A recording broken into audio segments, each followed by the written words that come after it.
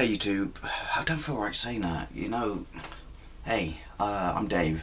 I want to talk about, I'm pretty sure everyone knows about this right now, and this is a more serious video, and you know what, I'm not going to disable the thumbs down, I'm not going to disable the comments. If people want to laugh at me or poke fun at me or leave a comment saying like, dude, why do you care so much about this? There are greater or more important,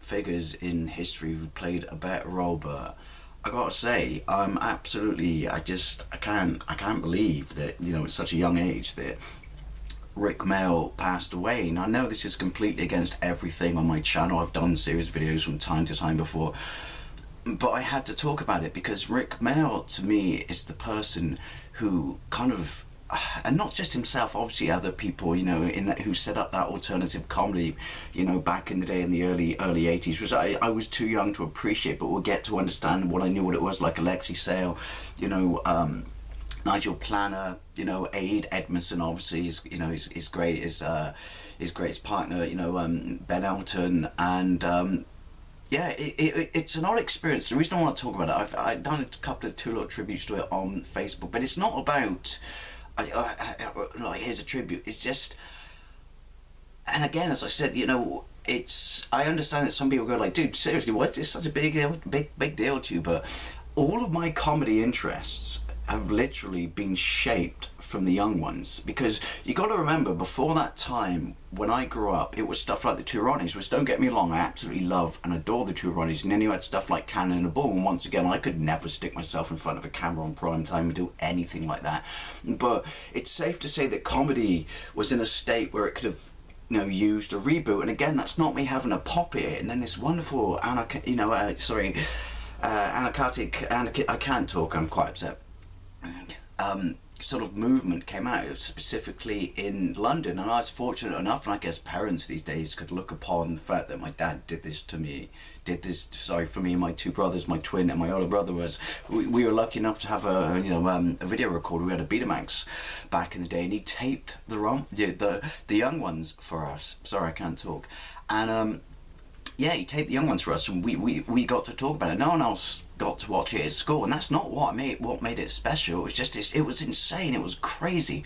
I'd never seen anything like it. And now, as an adult, I can appreciate its social aspects and its political nature, its puppet establishment and stuff like that. But this is hands down basically the comedy that shaped my taste from that point onwards, and I wanted something more. I wanted something a little bit different. I wanted something that wasn't so utterly mainstream. And Rik Mayall and Aid Edmondson, and all the people Ben Elton, Nigel Planer, Alexei Sayle, they all delivered it. And I think it's safe to say that they kind of rebooted comedy in the United Kingdom and took it in a direction that clearly, if it wasn't for them, it never would have gone off in that direction before. And everything he did was just sharp, satirical, witty. It was so, so suave. We're talking like, the New Statesman. I mean, even though his roles in Blackadder were very limited, but Lord Flashheart was just a character that was just clearly, he owned it on screen.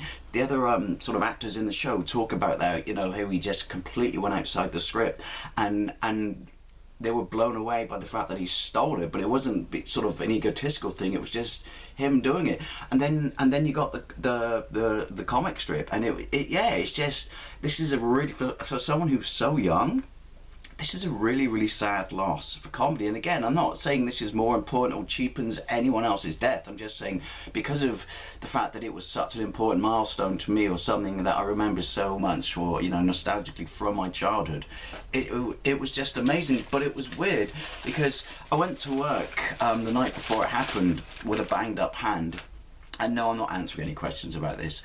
And I came home, so I kind of skipped all the news, and that's when I guess it was announced. And then I went to the hospital, and I saw that, and it was like, wow.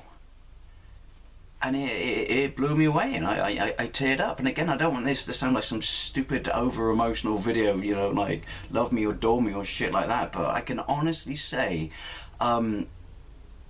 gutted, absolutely gutted. Again, not to cheapen anyone else's death, but I'm absolutely like, wow.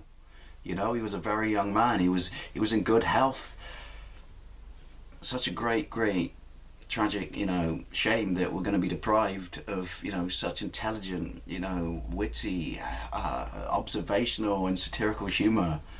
And not just that, because obviously what a wonderful, wonderful bloke. And one of my fondest memories of Rik Mayall was I saw his, because obviously another great show he did was with his longtime partner, Ade Edmondson, was Bottom. And I got, you know, I was fortunate enough to get tickets once. I won them to go and see him at the Bristol Hippodrome.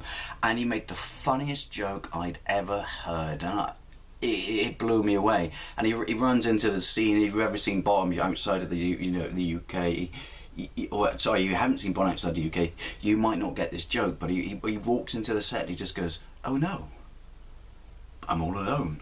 Whatever shall I do?" And some bloke in the background shouted out, "Have a wank."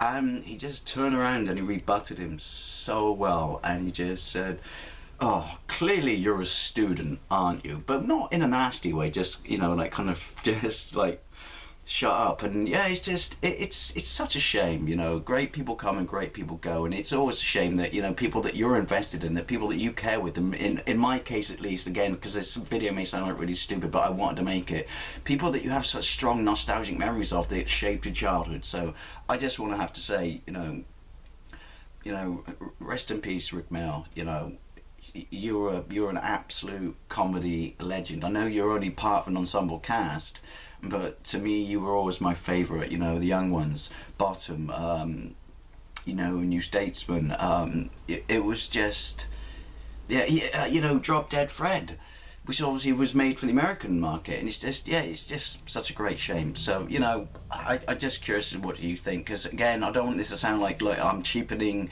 other people's, you know, passings and stuff, but yeah, I'm absolutely gutted by his passing, and it's just been on my mind since last night. So yeah, there you go. Anyway, sorry for such a weird, honest video, but thank you very much for watching.